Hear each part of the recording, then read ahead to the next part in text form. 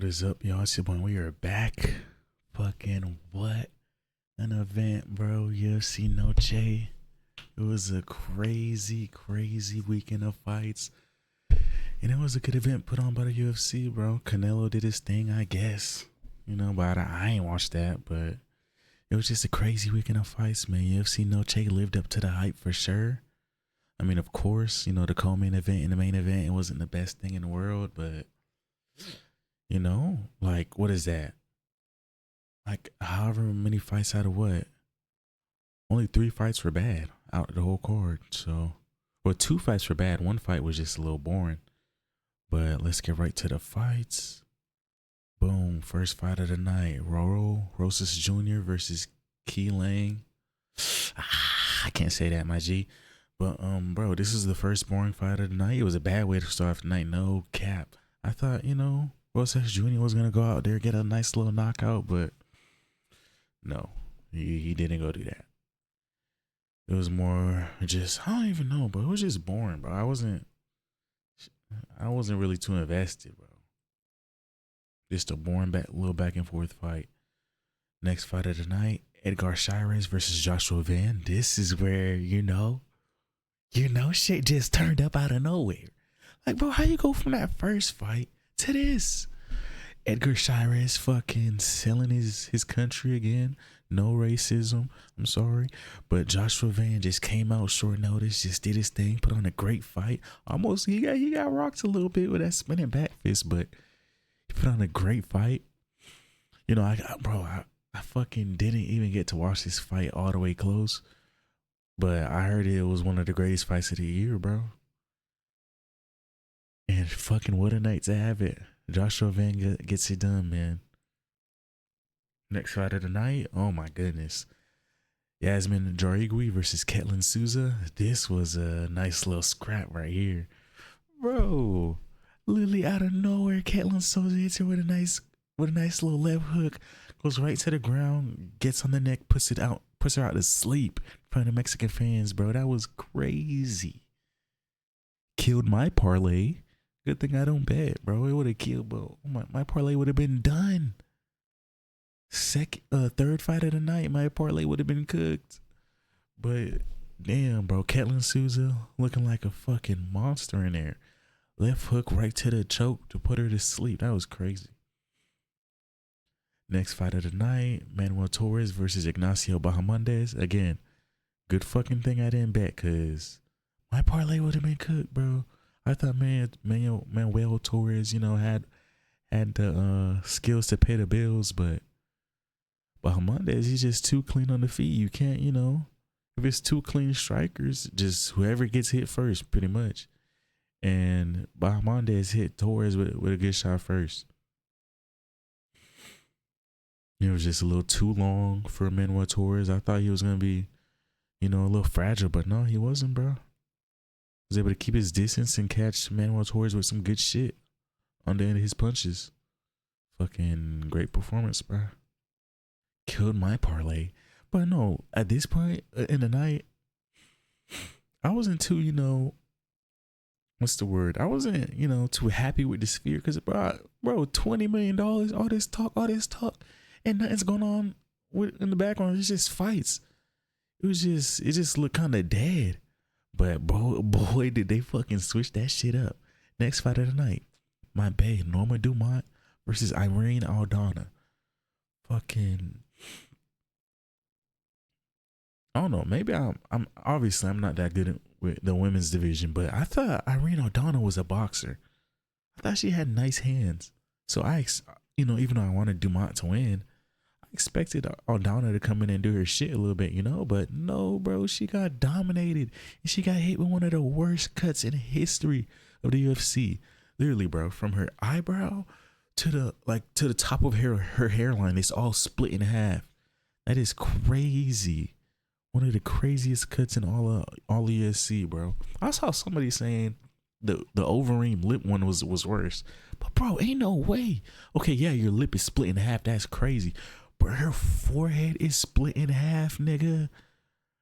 Her eyebrow to the top of her hairline is split in half. Her whole forehead is split in half, bruh. That was crazy to see. And she was still swinging and banging. That's Mexican spirit, but that shit was not enough, bro.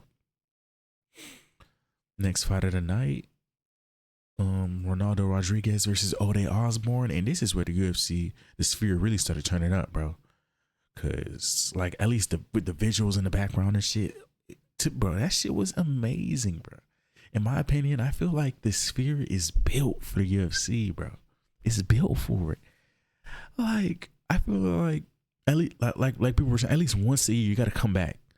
Once a year you got to come back. And I know Dana in the back of his head, you know, with the way he was talking about it, I know he wants to come back. His only response was that we're just stuck in a contract. But once that contract is up, you already know. They're going back to the Sphere. But first fight on the main card, Ronaldo Rodriguez versus Ode Osborne. Yeah, man, Ode Osborne fucking drops Ronaldo Rodriguez bad in the first round. Bad. But fucking true Mexican spirit. This guy is able to come back, you know, get back into the fight and make it a fight. And make it close enough to where, you know, it could have been a draw. Or a lot of people were saying Ode Osborne got wrong, but they were also saying it could have been a draw. But for him to work his way back in that after getting dropped like that, to me, it's crazy, bro. His head literally bounced off the canvas. Like fucking Frank Martin style, bro. Bounced off the canvas. He was able to get back up and get back into the fight. And even though it might be a robbery, but shit, that's Mexican spirit right there, bro. It sucks for Ode Osborne, but hey, Ronaldo Rodriguez. It was a close fight though. Ode Osborne, his record is, you know, his record is a lot worse than he is as a fighter. Next fight of the night. Oh my fucking God, what a fight this was, bro. What this is the third round has to be one of the best rounds I've ever seen. Well, definitely the best rounds I've probably ever seen. And one of the best rounds in history. Like, no way is this not gonna be like rushed down in history. Bro, at the beginning of the round, Zell Huber drops Ribovic with an elbow. A crazy right elbow. He drops him. And then Ribovic, you know, he gets up, starts swinging and banging, gets his way back into the fight. He cracks Zell Huber with like a overhand from hell, bruh. Zell Huber is on wobbly legs for like a minute and 30 seconds straight. He's doing the stanky leg for a minute and 30 seconds straight. Still punching back. Still punching back, still getting hit. But he's not falling, bro. That is like literally a Mexican spirit took over this nigga's body, bro. Had him in there swinging and banging. That was crazy. But Ribovic edges it out, you know. The first two rounds were close, so the third round was really the decider. And Ribovic, you know, he took over the third round for sure. Man. But what a fight. Zell Huber, man. That's a warrior right there. Next fight of the night, Brian Ortega versus Diego Lopez. And another exciting fight, bro. 3 straight exciting fights on the main card with excellent visuals in the background. It was just a good ass night. If you didn't watch the Sphere, you missed out, bro. You know, of course, there's 3 boring fights on this card. You know, the co-main event and the main event weren't the best fights. But if you didn't go tune into the Sphere, you definitely missed out. This is a card that you should have watched, bro. For sure. Ain't no way. I regret not going and paying my money to go see this in person. Well, you know, the co-main event and the main event were kind of trash, but you know what I'm saying. I wish I would have been able to go too. But listen, Brian Ortega versus Diego Lopez. Diego Lopez fucking power from another dimension. Brian Ortega has a monster chin. Doesn't really get, you know, he gets hurt, but he doesn't really get dropped. But Diego Lopez with fucking power from a different dimension drops Brian Ortega in the first round. Has him doing the stanky leg. Has him taking a knee, like looking like the inflatable thing. Bro, it was bad for Brian Ortega in that first round. But shit, I don't know if Diego Lopez blew his load a little bit too fast in the first round, but The second round, Brian Ortega was able to get back into the fight. Diego Lopez was getting close on some shots, but Brian Ortega was, he was still in there. But then the third round, Diego Lopez definitely hit a second win. He drops, it was kind of more the same, but then at the end of the round, he drops Brian Ortega again. And just from there, it's just, Diego Lopez gets it done though. From rank number 12, now he's in the top 5. He's number 3, right? He's gonna be number 3 on Tuesday. So fucking 9 position jump. But man, Brian Ortega, even though he lost, bro, that's a fucking real Mexican heart right there. And that's the theme. Even though the Mexican fighters, they're winning, they're losing, or they're losing more than they're winning. They're all showing heart, bro. Like they're all putting on banger fights, except this one. Alexa Grasso, Valentina Shevchenko. What the fuck? When did she get these strikes in? It did not feel like she has 153 strikes. I'm not gonna lie, cause bro, it was just 5 straight rounds of domination on the ground by Shevchenko. 5 straight. Well, Shevchenko was doing her shit on the feet too. I'm not gonna lie. Like the few exchanges they had, Shevchenko was doing better on the feet, but it's barely anything to because Shevchenko was just wrestling. She was fighting for the belt. She wasn't fighting a fight. She was fighting a win. She didn't give a fuck. She was fighting to win. She went full Russian mode. But yeah, bro, that like I can't even say nothing good about this fight. Dana White said, bro, hopefully anyone who watched this Sphere turned off the TV for the co-main event. The boss of the fucking face of the company is saying that people should have turned off the TV for this championship fight. No cap, nigga. No cap. That shit was trash. It was trash, bro. Alexa Grasso looked good, but damn, that fight was trash. But hey, Shevchenko gets her belt back at 36. She's tough, bro. She's tough. Alexa Grasso just, oh my God, working at wrestling. Working at strength. She's just like too weak. But hey, now the main event of the night, Sean O'Malley, Merab Dvalishvili. Fucking damn, look at the stats. Bro, in my eyes, it looked like kind of like a dominating fight. Even though some of the rounds were close, I feel like Merab just dominated the fight.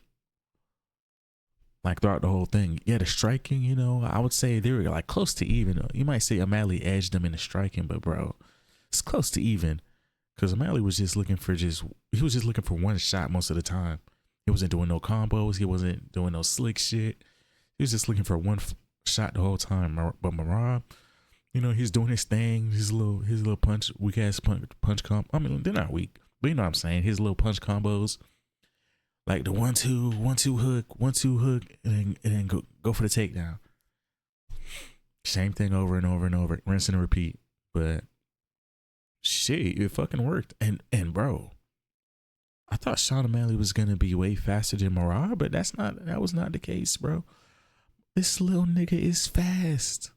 Merab is fast. Merab is fast for sure. So, yeah, man, that's the other thing too. Yeah, O'Malley has good striking, and he's usually the faster guy. But Merab is no slouch in there, bro. He's quick too. Might have even been a little quicker than O'Malley, because O'Malley's a longer fighter by like a little bit.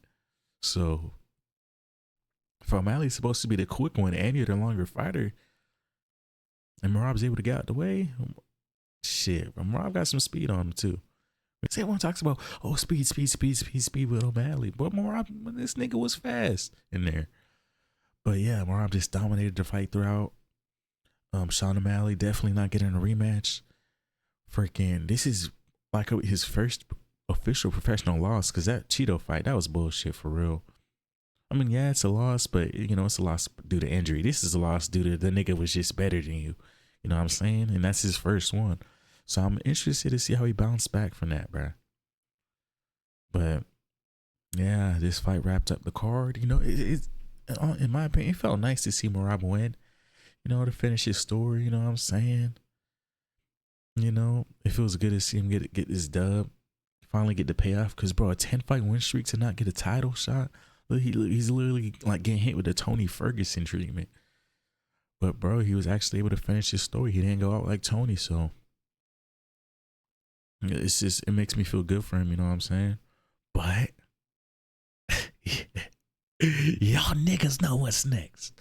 Y'all niggas know what's next. Umar Nurmagomedov is coming to take all that shit. But let's let Morab have his shit for right now. He deserves it. Put on a decent fight. I'm not gonna say it was boring, but not the best fight in the world. Yeah, I hope y'all boys enjoyed. Nice little fight card, UFC Noche. It was a success for sure. UFC definitely has to come back.